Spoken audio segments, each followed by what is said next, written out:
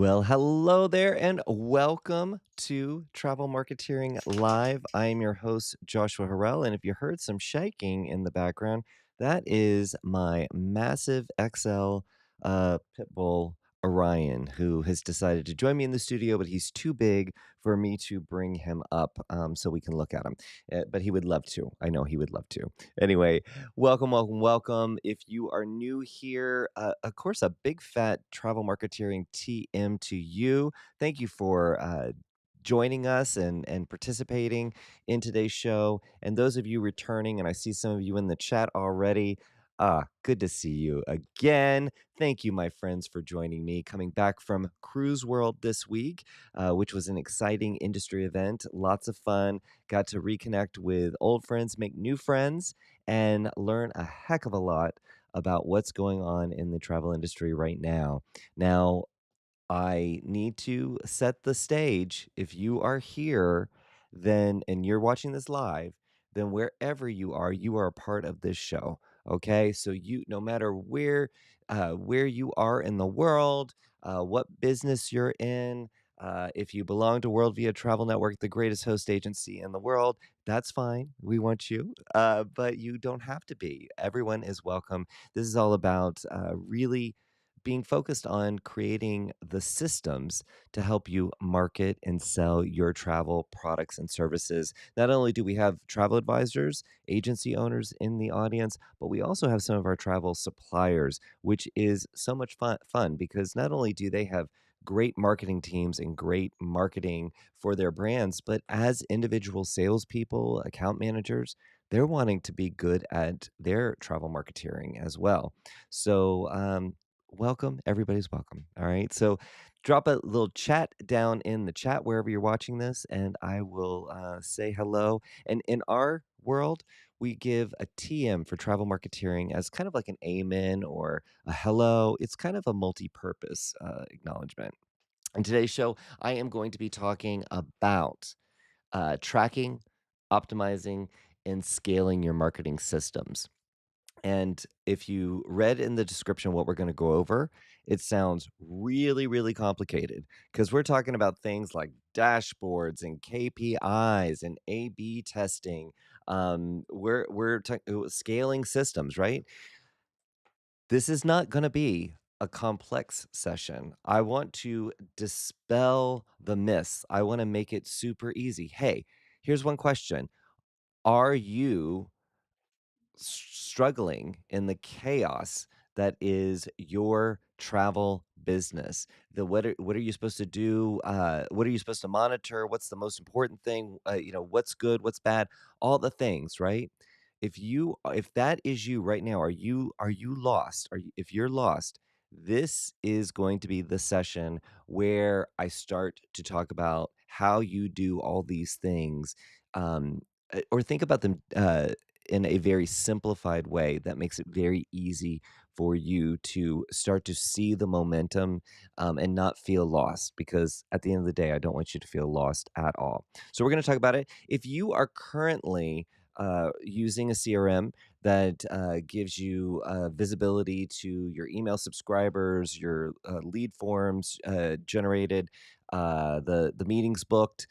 If you are currently using a system like that, then that is fantastic. I'm going to talk to you about, how to look at some of those metrics. If you are not using a system like that, don't worry about it. You can create it on the back of a napkin. You can create it in Excel or Google Sheets. It's not about the tool that you're using, although some tools make it super, super easy. It is about, what do these numbers really mean, and what numbers should I be looking at when I'm trying to make certain decisions. So I'm going to unpack that in just a little bit. But before I get started, I want to put a massive call out to anybody who is new to travel marketing, who has not joined. I got to put this up, our private Facebook group. All you have to do is search for Travel Marketeers and ask to join, and we will gladly have you in the group. Last week, I started weekly missions for travel marketeering. Really some fun input from you guys who participated in that. There's still time to participate in mission one. Mission two will be coming out this coming Tuesday. But definitely, you want to join not just because of missions, but come join a community of travel marketeers. And yes, if you're watching this, you are now a travel marketeer. All right. So I want to go over to the chat and say hello. Oops. You know what? I'm doing a really bad job of pulling the last comment out when I finish a show. I need to get better at it. Hello, Robin, Robin Wing Travel, New Hampshire. Good to see you. And Robin, I guess you were talking about my dancing. Yes, I was getting down. I last week I did kind of a winter wonderland music theme, and I thought I would do something a little more dancey. Didn't realize it wasn't long enough to take up the whole segment, so we ended up getting some holiday winter wonderland music, but you can still get down. Joy, good to see you, Joy. Hello from Pennsylvania, good to see you. Let's see, Kathy, TM from Ohio, TM right back at you. Debbie joining from New Jersey, good to see you. Guys, thank you so much for being here and all the TMs. I love it. I love it. So before I get started, I'd love to know for those of you who are in the chat, who are watching this live right now, what number, what metric are you looking at today to know if your marketing is working? Just drop it in. It could be number of meetings booked. It could be visitors to your website. It could be followers on social media. Just put whatever number you look at today, whether you think it's good or bad, it doesn't matter. What is the number that you're tracking? I'd love to see, and I'll get to some of the answers in just a moment. Oops. All right, Orion's going to make sound effects. I don't know if you're hearing him, but he's chewing away on a toy. But I'm glad to have him here. He's my buddy. All right, so let's talk about just overall tracking of the numbers. Okay, because at the end of the day, you're in business because you are wanting to you're wanting to make money, right? So you would think sales are the number one thing that you're looking to track, right? But I'm gonna give you a little tip here. Sales are much further down the pipeline. So if you're just getting started or your business is kind of in that those early stages, watching your revenue number, your sales, the commission you earn on your bookings, that's that's that's further down the pipeline, right? And that can feel every day it's you're working towards hitting that ultimate number, your revenue, but you can get very, very lost in just the waiting, that waiting stage, right? And you can lose your motivation. Hey, it's okay if you wanna admit it. It's okay if some days you wake up and you're like, "You know what? I do not wanna do this anymore," right? It's okay. We've all been there. Don't give up. But a trick is to really identify what are the stages, what are the numbers that you want to that you want to look at different points in the road. Okay. Okay, Orion, you are really distracting me, you silly boy. All right, he's just pressing on me. He wants to be on camera, guys. I think I'm gonna have to do a wide screen or a wide lens just so Orion can participate in the show in the future. How about? Would you like to see that? I know some of you are dog lovers. All right, so the way I look at it, and I've got my little notes, even though I do know this by heart. The way I look at it is, for the most part, most of your businesses, I'd say 99% of your businesses are home based. I do know many of you do have brick and mortar locations, which is beautiful. So you've got a combo deal. Like you're looking at foot traffic into your location as well as traffic on your website. But your online presence is the base for any modern business today. Okay. So the first layer I'm looking at is your website traffic. So how many people are coming to your website, okay? Now, any website at any given time the traffic coming to the website is not all, they're not all potential customers. Sometimes you're just found, bots are crawling it. Sometimes it's your supplier partners. You reach out to your supplier partners to introduce yourself, and then they go and research. They're looking at your website. So not every visitor to your website is a potential customer. Okay, but you want to track how many people are coming to your website to see, is it climbing? Is it climbing month after month? And it should be. After you publish your website, after you're creating your blogs, you're updating your website pages, making sure that they're optimized for traffic, you want to see that more traffic is coming to your website. This is before you do any kind of paid marketing to get traffic. You want the content to start to draw visitors to your website, okay? As well as just your own activity out in the world, your own networking. Again, like the supplier partners reaching out to do research, right? The more that you're known, the more that you're out and about and known for being in travel, the more people that are going to visit your website. So, you want to keep growing. If you're not growing, you're dying, right? So you want to keep growing, but that is a base number that if you don't know that today, it is very, very easy to get that number. How many people visited your website in the last month? Okay. So if you know that number right now, and I'm sure a lot of people watching would love to know how many people visited your website last month. If you know that number, drop it down in the chat. Do not worry. If you have 5 people visit your website, that is good. If you have 50 people visiting your website, that's good. 500 people, it's good. But do you know the number? That's what I'm going for here. Okay. So drop that down, and I'm sure people would love to know what someone else's website, the kind of traffic that their website's getting, right? So I look at that, and it's the same thing I would do. I used to work for a company called Bare Minerals, a cosmetic company, and we had, at the time when I got started with them, we had 25 stores across the country, and these stores nobody knew who we were, so every footstep in our store made a difference. So we actually tracked how many people visited the store. Then we compared that to how many people purchased, right? Those were our conversions for those in-person visits. So the same thing you'd be doing if you have a brick and mortar location, but if you have a brick and mortar location, you would also have a website, or you should. So I would make sure that you're tracking both of those numbers, the foot traffic as well as your website traffic, right? So do you know that number? I'm going to go check here to see if anybody, it doesn't look like anybody has dropped that down in the chat. So I'm going to assume that currently our audience that's watching does not know how many people visited their website last month. Guess what? You can find that out.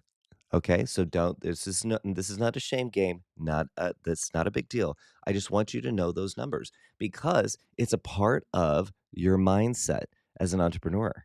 Okay? If you don't know that number, it's like a magical elusive unicorn that you never know, does it really exist, right?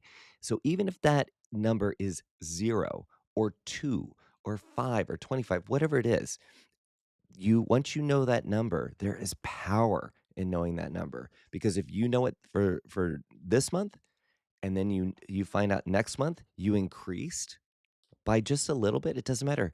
Guess what? You're winning. You're winning. If it doesn't grow, then there's an opportunity. Why isn't it growing? Did you create social posts to get traffic to your website? Did you email clients or potential clients? Was there something you were doing to get more traffic to your website? So once you know the numbers, then you can start to pull levers, and they don't have to be massive levers, but not knowing it means that it's an elusive unicorn that you don't know if it exists. I love unicorns, but I'm just saying you want to know what you want to know if they exist or not. I believe that they do exist, so there you go. Let's see here. I'm going to pop over to the chat just to see what's going on over here. Melissa's joining us from Texas. Melissa, TM to you. Debbie said the number that she's tracking is her referrals. I love that. So Debbie is looking a little further. She's further down the pipeline. Okay. She's looking for how many referrals she's getting. That right there is such a long, it's such a long term vision for you, Debbie, that I bet being focused on that is causing you to pull more levers all throughout the process to get people to be your customer and to refer someone to you. So it's the thing that's pushing you, and I love that for you. I love that for you. If you have no business, then referrals is a little too far down the pipeline for you to be focused on, right? It will unlock itself. It's almost like a video game. It's gonna unlock itself over time. But I love that for you, Debbie. Robin is looking for clients booked. So that again, that's an excellent number to track. So if you can track that number and it's moving from month to month, then that is a fantastic number for you to track and keep yourself motivated, keep yourself tied to. However, if you don't have any clients booked, you're not in the you don't have that pipeline where clients the number of clients booked is changing from month to month, then that can be a little too far down the pipe for you to be able to keep yourself motivated and keep yourself focused, right? All again, all of these numbers, great numbers. It depends on where you're at in your business. And I always start at the very beginning and then I start to move my way up. As I move my way up, there are different levers that I pull to do different things. At the end of the day, I think Debbie's looking for the referrals is is a perfect number to be tracking. So I think she's referrals is probably at the far end of this spectrum. The website traffic is over here at the very beginning, right? Okay. Let's see. Melissa said referrals and engagement on social media media posts when I post. Melissa, the way you put when I post means that maybe or I'm kind of thinking maybe you don't always post or you're not consistent about it, which that's another episode of Travel Marketeering Live altogether. But that's fantastic. So referrals and engagement on social media posts. Okay. Here's something, Melissa, you're not wrong. Again, nobody is wrong. It's whatever keeps you motivated and keeps you doing and working towards results, right? But I'm going to tell you something on the social media engagement. It is tough because we're moving away from the era of the follower. We're moving away from where followers matter because now so much content through the algorithm is being served up to your audience and increasing your discoverability based on you consistently posting content. Okay, so it's not everyone doesn't feel back in the day. Everyone felt like they had to like a post on Facebook if they read it or saw it. It was kind of like an acknowledgement, almost like ticking the box. Now that's not the case. We're just scrolling. We're scrolling. We're scrolling. So there's not always that engagement that's happening. So, I referrals, fantastic number, very very tied to your revenue, right? The engagement one is going to be one that I want you to continue to monitor it as long as you're seeing growth, and it's influencing the decisions you're making, but know that engagement is going to be more, I'm going to say more elusive because it's not the thing that we all do when we're consuming content. Now, if you're asking a question and your audience is responding, that is beautiful engagement. Keep it up, keep it going. But I just want to warn you about how the way that we engage with social media is changing, and just roll with it. Roll with it. As we humans adjust, we adjust, or as we grow, we adjust.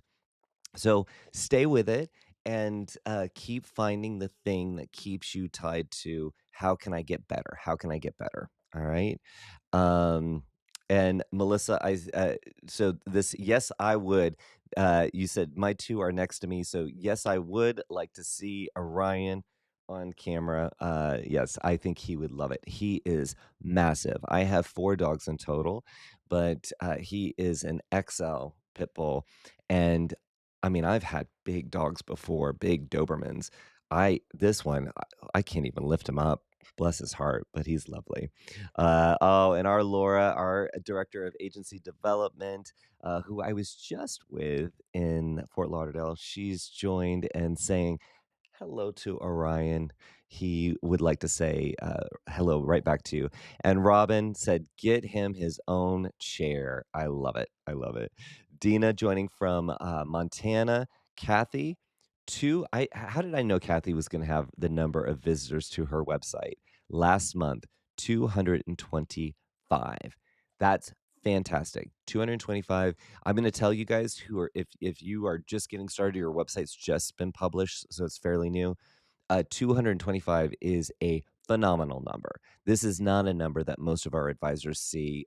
Kathy, I know for a fact, is very active in her email, her social, as well as in-person events, and she hits the road. She's also engaged in ASTA, her local chapter. So Kathy is she's on a roll. I love it. I love it. Let's see. Debbie said 85 visitors to her website. Again, that is a fantastic number. I would say that I see a lot of people in kind of the early stages, not doing any paid marketing or paid advertising. I see people around 15 to 25 visits a month. It's not a lot, but when you're just getting started and you're not driving traffic to the site, that's about what I see. Um, Let's see. All right.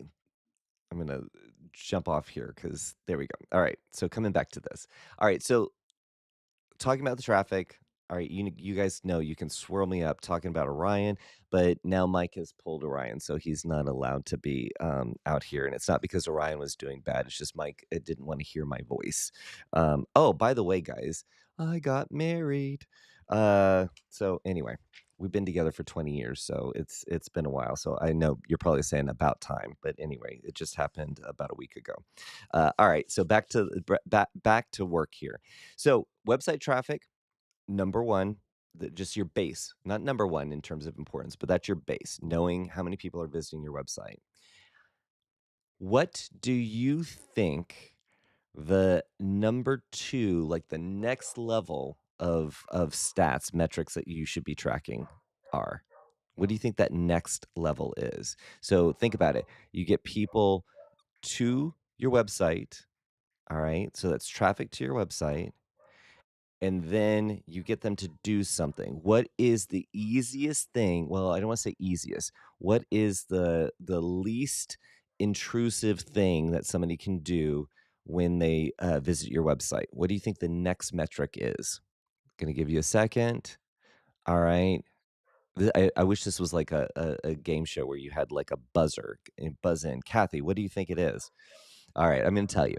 So the next level is going to be subscribers to your email list. All right. So think about it. It's the lowest commitment, right? They're just they're just jumping. They're saying, you know what? I like what you have to say. I like who you are. I think I might want to be connected with you. I'm going to give you my email address. Okay, it's free. It doesn't cost them anything, but they're saying, I want to connect with you. And that is the very first conversion point on your website. So you go from unknown visitor to your website. You don't know who these people are, these visitors are, and then they become known to you when they give you their email address. Okay. Now, some of you might say, I don't have my email list set up. I'm not collecting email addresses. Okay. Please fix that today. It is so easy to do. All right. You just need to put the sign up form on your website. If you can do it as a pop up, that's even better. You will get more subscribers with a pop up. Okay. But you want to have that way for someone, there's no commitment. I'm just going to give you my email address. I want to talk to you. That's all you have to do. All right. So that tells me, okay, people came to the website, and then I convinced them that it would be worthwhile for them to give me their email address. So to stay in touch with them, send my newsletters, to send my special offers, whatever it is. So why do I look at that? Again, lowest level of commitment, right? Just and think about it. You might do this now. I don't know. I do this. I find a website while I'm on the phone and I can't do the thing. I'm not ready to give them try to schedule time with them. I've visited the website and I'm like, "Oh, I don't want to forget that website." Now, I could just bookmark the website or I could grab the URL and put it in my to-do list so I can follow up with it later. I could do all that. But if the pop-up comes up and it's like, "Sign up to get my updates, email updates," I will put my email address in, and I will hope to goodness that they are regular communicators via email, and I will get their newsletter, so I'll remember that I want to visit their website, or I want to learn more, or I want to book the appointment, whatever it might be, okay? So, that right there is a way for people in a low-level commitment for them to connect to you, and what is the most important thing, or I guess what is the most valuable thing in your business? And I've said it before, but I don't say it a lot. It is your database. Okay, you want to continually grow your database with people who could be potential customers of yours. Of course, you want clients. That's the next level, right? You want clients. But as your business grows, the value in your business is not gonna be how much you've sold. It's gonna be the potential in sales based on your database. So if you ever look to sell your business, people would look at not what you've sold. They'd look at what's on the books for the future, most definitely. But they would look at how big your database is. How many people are you connected to that could be influenced to buy more? That is the future of your business. That's the health of your business. I know that that's going to sound very odd because you're like, no, it's got to be my customers. No, it's the potential for future sales. That's what people buy. That's what the value in your company is. So, think about it. If you are not getting email addresses today, you've got to start because you got to start somewhere, right? And think about it this way too. The people who are a part of your email list, they're the ones that you're going to be able to market to whenever there is an opportunity. Those are the people who are gonna be on a journey with you, not just this week, this month, this year, next year, and the year after that and beyond, right? So they're truly your tribe, the people who want to be connected to you and the people that you can influence as your business grows, as you grow as a human, okay? So when I look at traffic to my website, I'm looking at how do I get people to my website, whether that's organic content, whether those are social posts or whether someone else is linking to my website, or maybe I'm doing like Kathy, I'm doing in-person events that I'm giving out flat flyers for people to come and visit my website or even my business card, right? So that's what's happening there. My email list is telling me the subscribers, how people are subscribing to my website or to my newsletter, it's telling me, did I capture their attention on my website? Because not everybody that visits your website is ready to buy or ready to talk to you. So, did I capture their interest and get them to want to connect with me? Now, if I already have an email sign up on my website, and I'm not getting people to sign up because I'm tracking it month to month. I'm tracking to see how many people have subscribed to my website. Then I need to look at, well, how am I talking about joining my mailing list? So last week I went and visited Kara's website, and I was looking at. She had a pop up and she had a downloadable, an ebook that if you signed up to get her emails, you could get this downloadable instantaneously. So that was the real offer. She was adding this value, right? Well, the feedback I gave her, and you can go back and look at the episode, was that she buried that offer, which it should have been the number one. She could have had a little image of the ebook and said, sign up today to get to download this guide on, I can't remember what it was, but this guide on this, and then continue to receive all my tips, tricks, and updates via my regular email newsletter. That's terrible copy that I just gave you, but I'm just saying lead with this offer and make it more attractive because she had this downloadable, this ebook, but it was hidden in a lot of text. It was hidden in I couldn't even see that instantly. I couldn't see that that's what the thing was that she was offering. So I said, "Make sure we can see that." And I bet you're going to see more people not only download that ebook, but also sign up to receive your emails. And I hope she made those changes. No one cares. She probably has already made those changes. But I'm just saying that was if she was monitoring her email signups, she could say, okay, wait a minute. I'm not really seeing a lot of people sign up to receive my emails. What could I do? Let me go into my website, incognito mode. Let me look to see if my email sign up was even something that people saw, or was attractive. Could I just tweak a few things to make it more attractive, right? These are the things that you wanna do because it has nothing to do with whether you send emails once a week. If you've got this beautiful newsletter, don't even worry about that. You first have to get people to sign up for it. So the way that the KPIs that I'm looking for, the key performance indicators I'm looking for, it's signups for my email, right? If I can't do that, how the heck am I gonna get them to submit a form so they can, so I can, talk to them about, their upcoming holiday, right? Or why would they even schedule time to talk with me? If I can't get them to sign up to get emails, what makes me think I can get them to pull the trigger on contacting me about planning a trip for them? I know that might not sound like a desirable thing. Like you want to get people to sign up for your website more or sign up for your emails more than you want them to get to submit a form to have a consultation, right?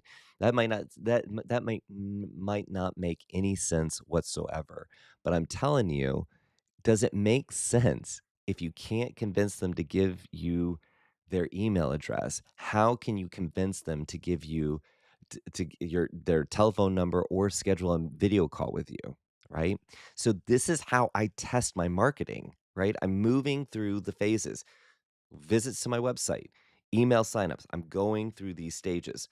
Then after I'm tracking my email signups, then I'm looking at those form submissions.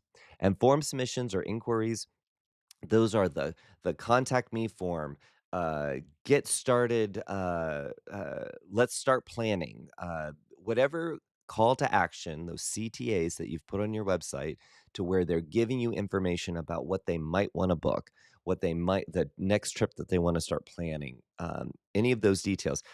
That's the inquiry form. So that's another KPI. I'm looking for how many people have submitted an inquiry on my website, okay? Visits, email signups, inquiry submissions, right? So if I'm tracking all of these numbers, I'm able to monitor how well I'm doing in these areas. So if you don't know this number today, no problem. Start tracking it. Start tracking it. You can write it down on a piece of paper. In October, I had this many. November, I had this many. Right for all of those things: website traffic, email signups, and form submissions.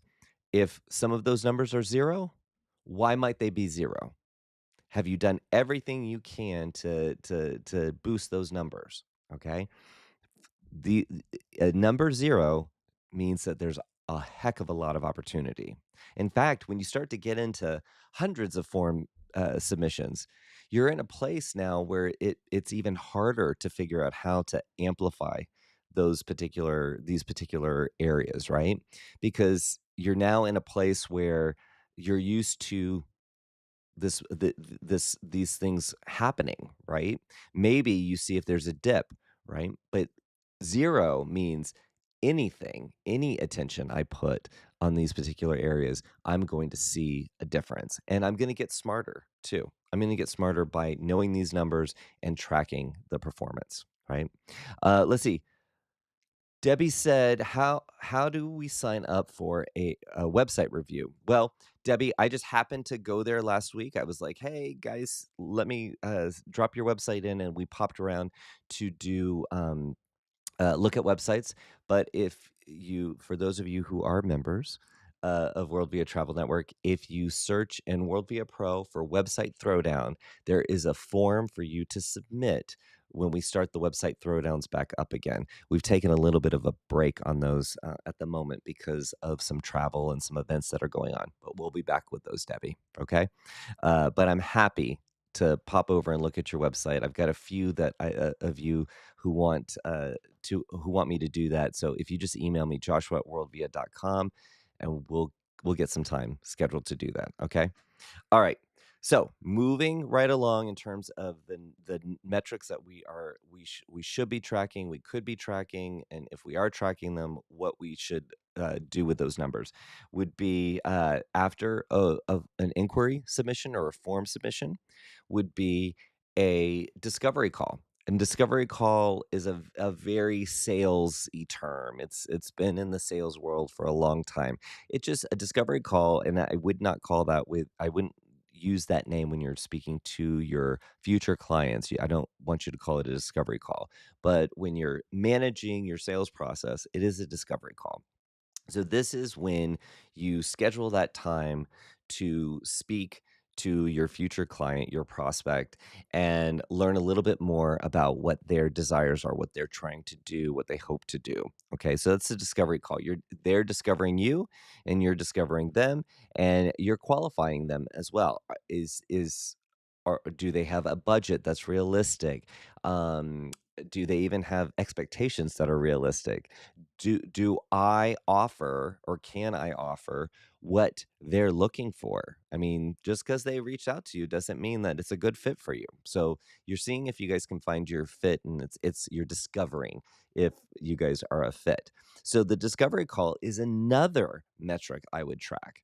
Now, if you are just getting started and no one is submitting forms to talk to you, to engage with you, do we need to start tracking how many discovery calls you booked? No way. No way.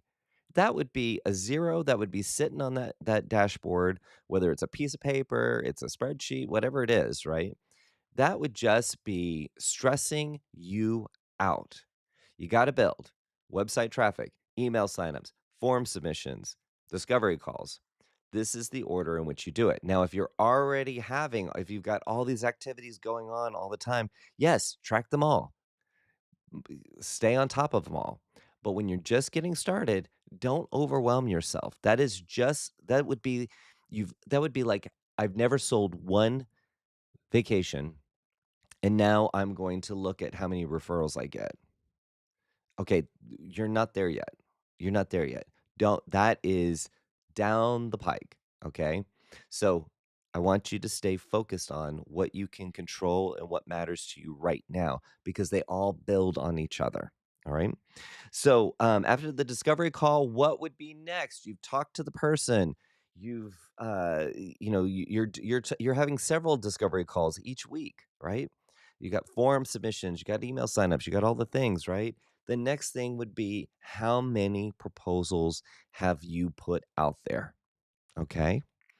Now, any good CRM is tracking all these steps, right? You've got a pipeline, a sales pipeline that you're working with, or a deal pipeline that you're working with. So they're tracking all the steps. So when you have put together a proposal and you've sent it out, that is a lingering item out there. They haven't approved it yet. They haven't purchased it yet. You haven't closed the deal. So you haven't either won it or lost it. It's just out there. They're now deciding. It's in the decision stage, right? So when you're at the place where you're starting to submit proposals and they're out there, I want you to track those numbers. This is a very, very helpful number to track. So we're not just going from visits to your website to deals closed. There are stages in between, and these are all ways.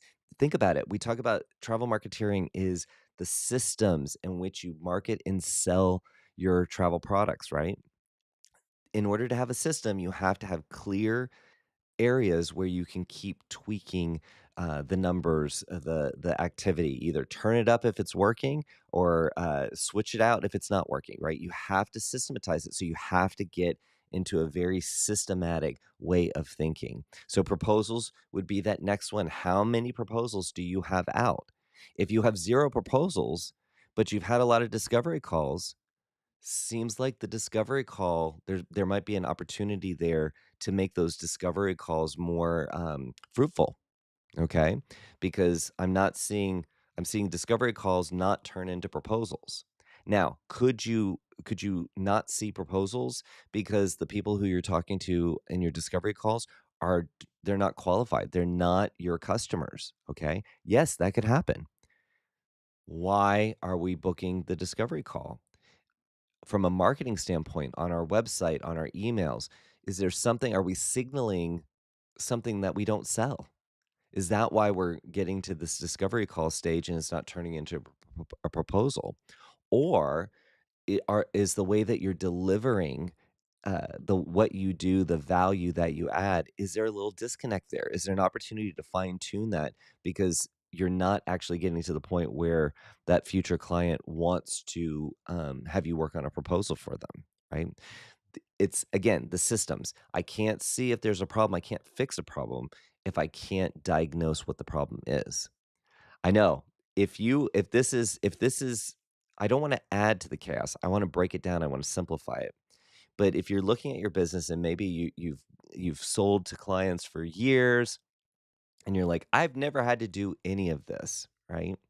And you're like, "I don't believe in this." I would ask you to just jot down on a piece of paper, what did October look like? What did October look like? How many people visited my website? How many people signed up for emails? How many people submitted forms? How many discovery calls I had? How many proposals I had? And then how many deals did I win or lose? Right? I would love for you to just jot that down and see what that informs you. What does that tell you about your business? What areas are you strong in? What areas are you a little weak in, but with a little bit of effort, you could be killing it, right? I would ask you to do that because this is not just travel. This is about sales organizations. This is what every good sales organization is doing, from very, very small to very, very big, very inexpensive products to mega tens, hundreds of thousands of dollars. Everybody, sales organizations use this way to break up their KPIs, their key performance indicators, to see where there might be opportunities to get better. It's not about beating yourself up. It's about finding out ways that you can improve.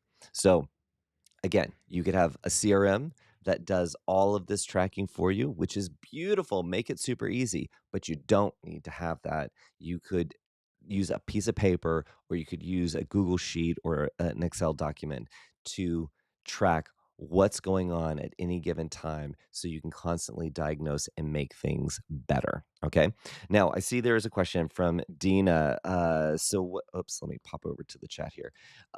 So what would you call it if you don't want to call it a discovery call on your form to attract visitors to sign up on the form? Dina, great question. I love how I said, don't call it that.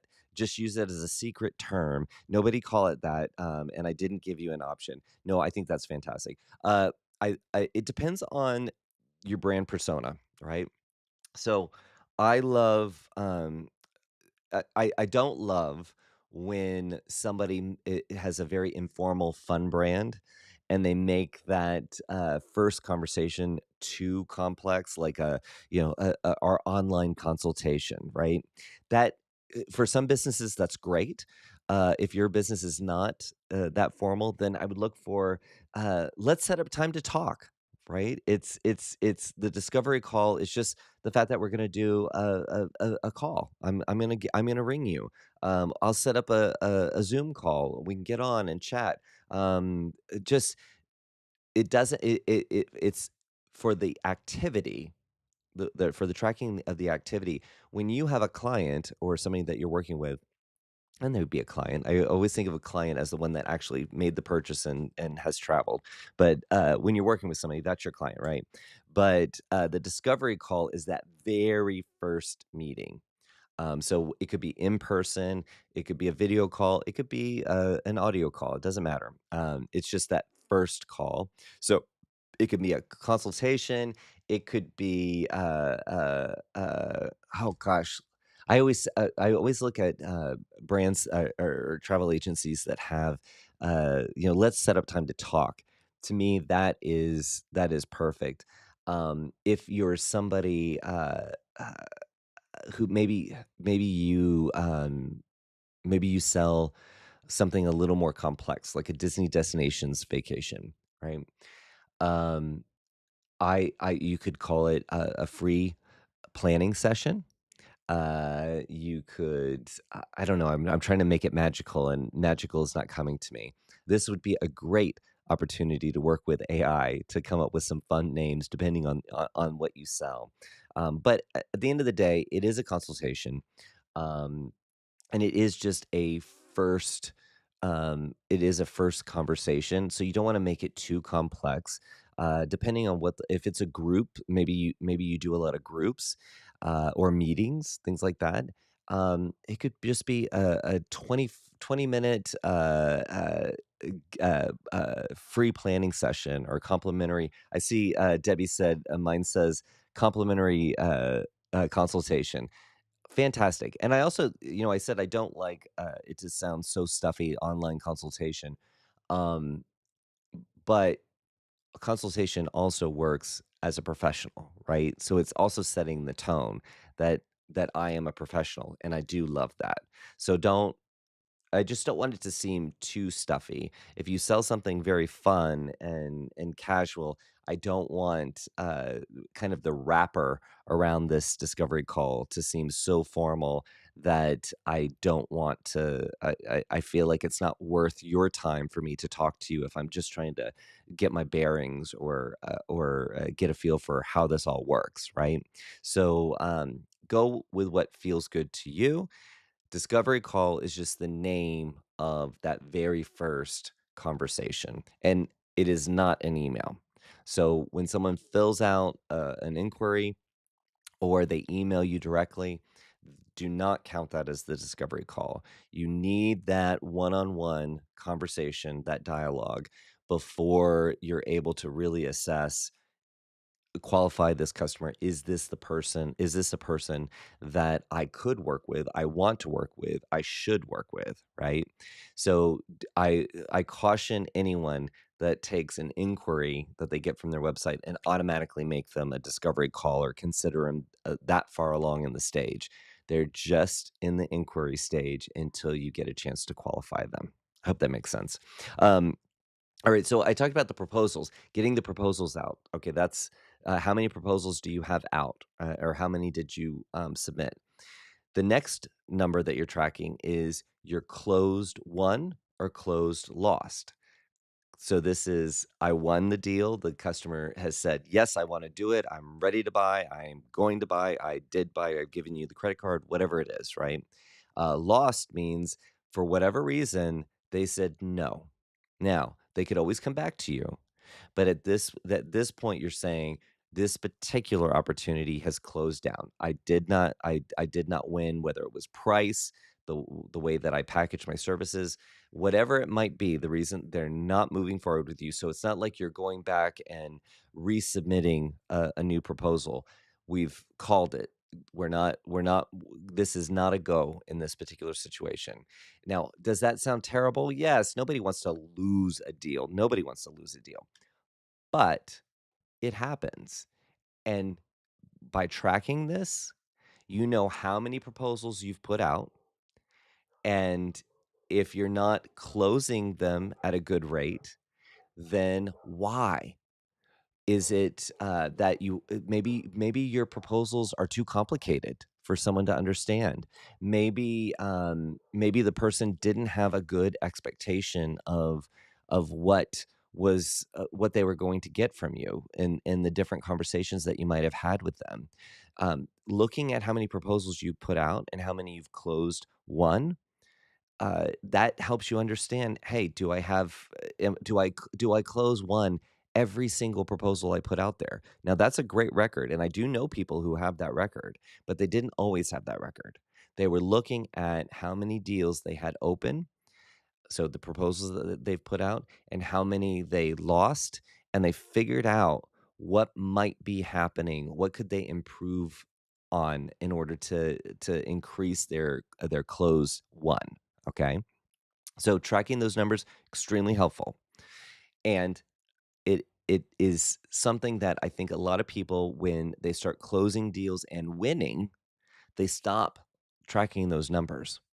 I know you're tracking the numbers because you're tracking your bank account for sure, but when you start tracking every stage in the pipeline, there are little clues that start to emerge. And you're like, you know what? I'm really good at this. I have an opportunity here to make this better. So, tracking every step of the way is extremely informative, and it will power you up. It will also help you create more systems, more processes to where you can do more, where you can scale up and you can do more. Okay. So the next number that I look at, which is not the referrals yet, although Debbie, I love it, the referrals. The next metric I'm looking at is my revenue. And when I talk about revenue, I talk about not the total sales, it's the commission I earned on that booking. Why am I looking at that? Because that's the number that actually is going into your bank account. So that is the number that I am constantly evaluating my performance to. Am I selling enough to be able to grow my business? What is actually being sold? What am I how much margin am I making on something? So, if you are selling product that it's just you're not making a lot of commission on it, right? Then I want to sell product that I am making more money on, right? So, not knowing what that number is. Now everybody knows what's in their bank account. Not knowing what that number is though, and seeing, am I growing, or am I stalling, or am I underperforming here? Am I not where I want to be? Knowing that number is, I will say, it's terrifying to commit to knowing like how this whole system works, how I get my traffic to my website, they sign up, they submit forms, I put out proposals, I close one, and then I actually sell them product, right? That's a big story right there. So I don't I again, I unpack this as I go along.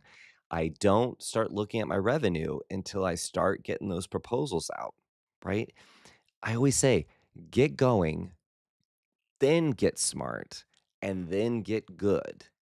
I know people who are so focused on revenue when they haven't actually sold one thing. Guess what? That is analysis paralysis. You're not even in the space to be thinking about that. Do not overthink it. You need to get going. Then you get smart. Then you get good. Okay. But you get smart by knowing all these different points along the journey and how you're doing, and what does good look like. Are you getting better? Are you staying the same? Are you getting worse? Know these numbers. Like I said, if you've got a CRM, it's tracking all these things. If you don't have a CRM, no big deal. You can get one. That is not hard. If you're a member of WorldVia Travel Network, you get one for free. So you've got options there. But today, you could just grab a piece of paper and start jotting down numbers. When you do that, you will the moment you do that, let me break that down a little further. The moment you write down that number, you go and find that number, or you just do some maths in your head to figure out where you're at. The moment you do, you will be more powerful than you are before that. Okay. It might be a zero, it might be a negative number, whatever number you're tracking at that moment. It might be not a positive number. but not knowing it is doing you no good at all. All right. I love this. Debbie said, analysis paralysis is the worst. It is. It is the worst. And something that I've been saying a lot lately is perfectionism is just procrastination. It's just another word for procrastination. And I'm really absorbing it. I'm absorbing it in myself because I I embody this get going. I will get going on anything. I know because I know that I will learn. I'm good about that. Everything I do, I go back and say, "Oh, that could be better," or this worked and this didn't. I'll always do that. So I do get going, but I that perfectionism. I I am so critical of the things I'm working on that I will verbalize this, "Oh, we need to do it this way. We need to do it that way. We should always do this, da, da, da, da, da." I realize that that is causing things, whether it's myself or my team, to stall, and I need them to know that, like, keep moving, keep moving. We will get it together. It's going to get better, but if we don't get going, we're never gonna learn. We're never gonna learn. We're just gonna keep on coming up with all these things that we could do differently. No more. No, no, no. None of that. All right. After the revenue number, okay, I want to see that number growing. I want to see my average sale. How many how many bookings did I do? What's my average booking? What does that tell me? My average booking is telling me, am I selling more expensive product? Am I adding the right products that will enhance my client's experience, that they're willing to pay for, right? Because I believe in my product. I don't want you to just add on stuff willy nilly. I want you to add on stuff that your clients are going to love you for, because when you start adding products and your average sale keeps going up, right? Chances are you're going to get those referrals, and those referrals they're at the end, they're at this other end of the spectrum here, but those are golden. And those are when you have your clients in a pipeline where they've submitted a form, you're doing a discovery call, you've got a proposal out with them, all those things, right? All those different stages. Um, you're kind of there's a there's a time frame or a time expectation, because when you've got a proposal, that's only gonna hold for a little while depending on the product that you're selling, right? It's not an evergreen proposal. So, it's gonna close at some point. Either it's gonna close won or close lost, right? It has to close in a good amount of time, a fair amount of time, right? But your referrals, you never know when those are gonna come to fruition. So to me, that is an annuity that will pay over time. It's gonna pay over time. It's not going to pay at a specific time. I guess that's not really a good annuity, though, if you don't know when it's gonna pay out. I'm just saying, you don't know when it's gonna pay out, but if you aren't delivering a great experience, if your clients are not happy, then you're never gonna get that referral. So I am tracking those referrals. It's just a number that, like I said earlier, I'm not going to jump on tracking referrals if I'm not tracking proposals, if I'm not tracking closed one lost, right? That's, I've got to have more clients who have traveled before I'm gonna track those referrals, right? So that's my those are my KPIs that I'm constantly looking at, and I start with website traffic and I get to the email sign up. If I can't sell an email to sign up for my emails, then I don't know that I can sell them on anything else, right? I'm kind of harping on that one because I it doesn't surprise me that a lot of people don't have, signups on their website. It doesn't surprise me because it's not just about travel business. I've been an entrepreneur my entire life, and that wasn't always the first thing that I did. I was trying to sell product. I wanted them to buy the product. I needed money in the bank. That was the thing I was focused on, but I wasn't good at that either. It's not like people just wanted to buy my product without without anything. It was a struggle to get them to buy the product. I wasn't getting them to sign up for emails. So if I couldn't convince them to get my emails, then how the heck was I going to get them to buy jewelry from me or clothing from me or skincare from me? It's it's it's a lesson I learned, and it's one that I just wanna make sure that you don't wait too long if you haven't done that yet. Make sure that you have, make sure you have that in place. Let's see, Dina said, "Does WorldVia CRM track referrals?"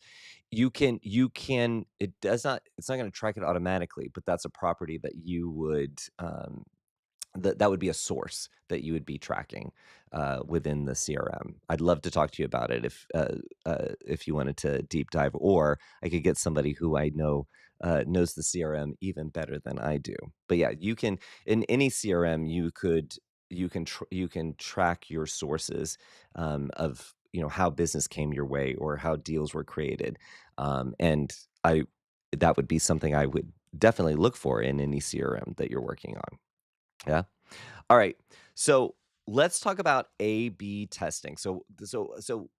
We've talked about having your dashboard and looking at what metrics matter to you at what point, and some of the things that you can or that you should be looking inward when you're trying to evaluate good, bad, am I improving? Right. So we're talking about that. Your dashboard, whatever it is, piece of paper, Excel spreadsheet, CRM, your dashboard is there to give you a quick reality check of what's going on right now and help you focus on what is important right now, the things that you can do right now to improve your results. Now, A B testing. A/B testing, you're gonna hear it all the time with emails, with your even your newsletter, with promotional emails. You're gonna hear it with social posts, trying different types of posts for different audiences to see, what works. With landing pages, you can take a group of 1,000 people, and you can for 750 people you can send them the link to one landing page. 250 people you send to another page, or you could do half and half. I don't know why I was not balancing that out. Um but which it's the same. You're basically getting them to do the same thing. The email is about the same thing, the social post is about the same thing, but do you get more engagement? Do you get more results from one versus the other? Okay, so that's where A/B testing comes in. And you do it with website pages, landing pages, emails, everything. So, something that was kind of drilled into my head was that if you're going to do A/B testing, you need to have a good amount of eyes on whatever you're doing, whatever you're testing, in order to truly get something to work with, an answer that you can work with. So if you had a list of 10 people that you were emailing, is A/B testing where you're sending half the message to one to 5 and half sorry, half the message. You're sending one message to 5 and another message to another 5. Is that really worth it? And everything I've ever heard was no, that's not. You need to have a larger audience to really be able to test the efficacy of something. But the thing that I've taken from that is when you are testing anything, only change one thing. There can only be one variable in your test, because if you change the subject line on your email as well as the headline inside your email, you don't know what brought you the good result. So if I'm going to test my subject line, and for one group, I'm going to test one subject line, another group, I'm going to test another, then I can look at that and say, okay, that subject line performed better than this subject line. Okay. Does that make sense? So I know exactly what it was. Then when I'm going to do another test, I've got this, I've now landed on this is my subject line. Now I'm going to do another test where the subject line is the same, but the headlines are different, to see if I get better results. Now, is this something that you need to be doing at the very beginning of your travel marketeering life? No, it's not. It's not. because that is a lot of effort with very, very little result. However, it is a way for you to get smart, get good. Okay. So once you start doing your newsletters, let's say maybe you always do a similar subject line for your newsletter, right? Let's test this next month. Let's change the subject line a little bit and see if we get more people to open the email or act on the email. That is not necessarily A/B testing, but you've changed one thing. You have a theory about just changing that subject line. I'm gonna try it, but I'm gonna isolate. I'm not gonna change everything else I do with the newsletter. I'm gonna just change that subject line and the way I structure that to see if it impacts the way that people engage with the email. You can do it with all sorts of things. You can do it with social posts. I do it all the time with social posts. I have a similar style in the way that I create social content. But I'm on social media, so I'm constantly looking at how other people are doing their social posts. So occasionally I'll say, you know what, I'm going to try making a video where I do this, and then I'll see if I get better results from that social post than, say, my normal social post that I'm doing. I don't change everything. I don't just overhaul everything.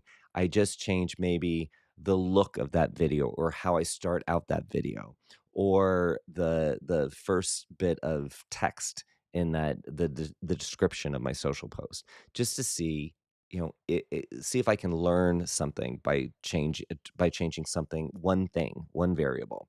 Now, if if I have one experience and it's fantastic, I change one thing and it's fantastic, and then I create another email or a social post and I don't get good results, well, then I'm gonna say, do I need to rethink this? But I guess the big thing about A/B testing and embracing that in your travel marketing style is, are you continually trying new things so you can learn and get better, get good, as I was saying, right? Because if you're not, and you're just doing the same things over and over again, it might decline over time. And you it once it gets to a point where it's declined so much that you're like, "Oh my gosh, what do I do about this?" You might not have the tools in the toolkit or the ideas in the toolkit to salvage that business or salvage the activity that you're trying to improve. So I want you to always try new things. I don't want you to keep on reinventing your brand or keep reinventing your emails or keep reinventing your landing pages, but I do want you to try new things. Is the button on my landing page, if I make it a hot pink versus a soft pink, will I get more clicks or does it look more visually appealing, right? Constantly try little tweaks to get better because it's going to make you an even better travel marketeer. All right? I did somebody give me a thumbs up? I hope somebody gave me a thumbs up there. I get a little preachy, and that is a great time for me to just say, "Hey, wherever you are, show some emotion. Let me know you're there." Or give me a TM, it doesn't matter. So testing one variable is extremely important, whether you are truly doing A/B testing, where you're taking a large group of your audience, dividing it in half, and seeing which performs better, or not. It's just trying to isolate what did work. I also say the same thing with working on your website. Too often I hear people say, "Oh, I need to work on my website. I'm gonna overhaul the whole thing."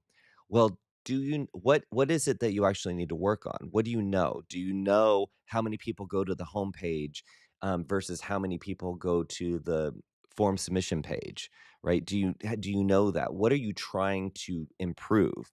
Is it just because you are tired of the way your website looks and you just wanna make it look different? That's not a good reason for you to spend a lot of time working on your website or for you to carry around unfinished business in your heart, in your soul. Guys, I'm telling you, carrying around unfinished business in your heart and soul, whether it's in your business or in your life, it just weighs you down, right? So I'm not saying that you shouldn't update your website, do something cool, make it look cool. But I want you to know why you want to do it and what you're hoping to get out of whatever you're changing on your website. Don't just do it because you feel like it's time for a fresh new look. If you do that, you're going to spend time and energy on something that you won't even know if it worked. You know what I mean? Because you don't know your metrics, you don't know what it is that you're trying to change, what behavior you're trying to change. If you don't know what you're going after, you're gonna spin your wheels, and sometimes you're gonna spend a lot of money, and you're gonna spend time and energy. So, let loose of that burden. Something that I wanted to offer to you guys, and only you guys that have watched this long, okay? So I know I was talking about it, if you wanted me to do a website throwdown. Okay. I'll be honest with you guys. Um, it's the holidays and my schedule is a little tight. So I haven't had a lot of time to do one-on-one consultation. However, something I'd love to offer me to do for you is I'm working with AI on a, search engine optimization analysis, agent, basically going in and looking at a website and coming up with, what quickly a quick report, on what's working, what's not working, what could be better, little enhancements. So, I'm not guaranteeing the results of this, but if you would like me to do an SEO analysis report for you, and it is me working with AI, it's not me doing the consultation. If you wanna send me an email, joshua@worldvia.com, in the subject line, you have to say SEO analysis, all right? And in the body of the email, put the URL to your website, okay? Send it to me and I'll send you back a report. Now, give me a few days to get that done because if everybody hits me up for it, it'll take me a little while. But I'd love to hey, I am working on this tool for me and for many people who I help. But I'd love for the travel marketeers to help me test this out and seeing, what a little bit of information leveraging AI can do to help you get even better at marketing. Because the better you are at your marketing and your sales, the better you are, the more easily you can scale up. You want to create these repeatable, transferable, scalable processes in your business because that's where growth comes. And it's not necessarily growing the size of your team because that might not be where you want to go, but it might be growing that average sale, selling more higher end ticket items. I don't know what it is for you because everybody's got a different designation of success. But I would love to get you to have a little more information and help me test out something I've been working on. So again, Joshua at worldvia.com and just put in the subject line SEO analysis and put your URL for your website in the body, and I will send you an output. We'll see what kind of information, what kind of ideas you can glean from some of that information, some of that technical information about your website. Anyway, Debbie, thank you for the TM there. Let's see. Oh, Kathy said she just used ChatGPT and Claude to scroll her website. That's fantastic. These are things I think a lot of people are using. They're working with AI. Remember, that's my movement. I want everybody to stop using AI and work with AI. I think a lot of people are working with AI to write content, whether it's for the website, email, social posts. But you can also work with AI to find where some of your gaps are in your website performance, or even have it look at your social media profiles to see if if there's anything that it could recommend to help your website be more attractive to people looking for what you sell or what you offer. right? There's so many ways that you could work with AI, and a lot of things that I'm discovering are really from just saying, "Hey, I'd like to be able to do this," or "This is something that I have a question about right now in my business." And I have that dialogue with AI to see what journey it might take me on. I love going on a journey. So see how you can do that. All right, so let's talk about scaling campaigns and looking at advertising. Now, going into advertising and talking about how do you advertise your product online through Google AdWords, through Meta Business Suite, all the things, right? That there's a lot of layers to that, and that's not what we have time for today. But I want to talk about if you are doing any of that, if you're doing any Google AdWords, or if you're doing any Meta Business advertising on Instagram and Facebook. Um, I don't set it and forget it. That is the biggest thing the biggest piece of advice. Don't set it and forget it. When you are committing to advertising on those platforms, you are making a commitment. And I want you to accept that, because I worked for an agency where we ran advertising, paid advertising on all the platforms. And I learned the hard way by, not setting appropriate budgets, not monitoring the activity.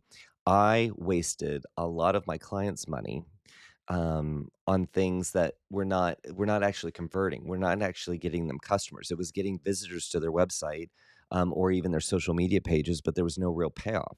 So the customer was saying, "Well, you didn't deliver. You didn't deliver." And I'm like, "Well, no, well, look at how much traffic we got to your website." I wasn't paying attention to what was going on. And these platforms, it's just like a faucet, right? You can turn on the faucet, you get all the traffic. But if you don't have all the conversion points on your site, the email signups, the inquiry forms, the even checkout, if you're not dealing with a consultation product, right? Um, you're if you don't have all those things set up, then it's just traffic, and you don't even know if it's good or bad. It's not raising sales.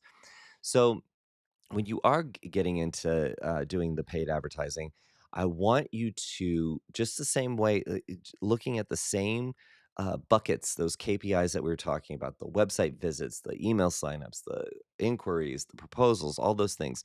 You want to be tracking those, and you want to see how many of your ads are actually moving the needle in any one of those buckets.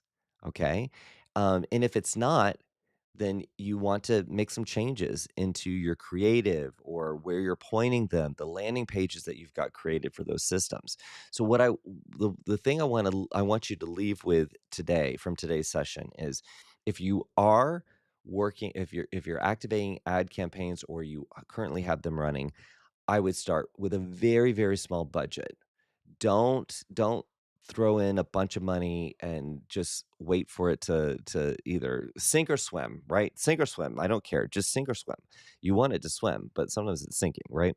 So I want you to start with a very small budget, and most of them say like a minimum a budget of $25. It's not going to get you much, but it allows you to, the same way we were just looking at your dashboard of your KPIs, it allows you to see, okay, is this creative? The ads that I've got running, are they selling? Are they signaling what I want to signal? Are they converting people to become known to me, whether that's email signups or someone submitting an inquiry form? And if it's not, then I haven't spent a lot of money to learn that. And I so then when I start to tweak things, get a little bit better, then I'll add a little more budget to the ads, right? And then, I'm testing. I'm constantly looking. I'm looking to see, is it moving the needle? If it's just getting traffic to my website, but they're not signing up for emails, or they're not submitting inquiry forms, then I'm not going to spend more money on it. I need to tweak. I need to constantly tweak, and then when I start to see a little bit of improvement, then that's when I turn up and put some more budget to it. That is the only way that I would approach any kind of paid advertising on digital platforms. Now, it's different if you're doing a magazine ad, or you're sponsoring a kids event, like the t-ball sports team, things like that. Those are different types of advertising and promotion activities. The thing, like I said, the thing that I've learned over and over again is you can spend a lot of money on meta advertising and on Google ads by not monitoring it, kind of putting some money in there, boost a post, right? Well, what if I'm boosting a post? What is the call to action on the post? Is it something that will get people to go to a landing page about learning more about this group that I'm putting together for Alaska? Or is it just a post about Alaska and I'm hoping that somebody will connect the dots and go to my website and learn that I am doing this group, right? A lot of people boost posts on Instagram and Facebook hoping that the customer or the future customer might connect the dots and go and do the thing that they want them to do. That's not the case. In advertising, you need to say, I'm putting this in front of you because I want you to do this. I need to make it super easy for you to do this. And the only way that I have found to do that successfully is to limit the budget and test and track and see what is happening and is it what I want it to be. Let's see. Anne said, here, hold on. Sorry, I gotta transition here. Um, Anne said, Facebook ads always seem to attract scammers or fake accounts. Oh, yes, they do. Well, think about it this way. The it's so depending on what the ad is, what the message is, um, if it's something like, "Fill out this form, to find out more about my product," right? It's being served to so many people. You're going to get the Mickey Mouse, you're going to get the Tina Turner. Those to me, those types of ads where it's like, leave me your information and I'll reach out to you about talking about my trip to Alaska or whatever. I'm giving you a bad example here, but if I just make it for everybody that submits something on the platform, like fills out one of their lead forms, I'm going to reach out to. I'm going to spend a lot of time trying to track down people who are ghosting me or are not really serious. So, what I like to do for especially Instagram and Facebook is I like to use those downloadables like Kara has on her website, the downloadable where you can get her tips or tricks. I can't remember. I wish I remember what her downloadable was, but there's so many different options for downloadables. It's the ebooks that are capturing your expertise, right? I love using those because what they're doing is they're saying, "Hey, I want to download this ebook about how I travel with my family that has toddlers in it, where we all stay sane." I don't know. Gosh, I am really roughing it on my examples here. Um, but what's happening is they're gonna give me their email address. I'm gonna give them that ebook, and then I'm gonna nurture them with emails, to tell them a little bit more about my story. I'll even give them some options. Maybe there's a couple of emails that ask them, "Hey, would you like to set up a consultation to start planning your next spring break holiday as a family or something?" Right?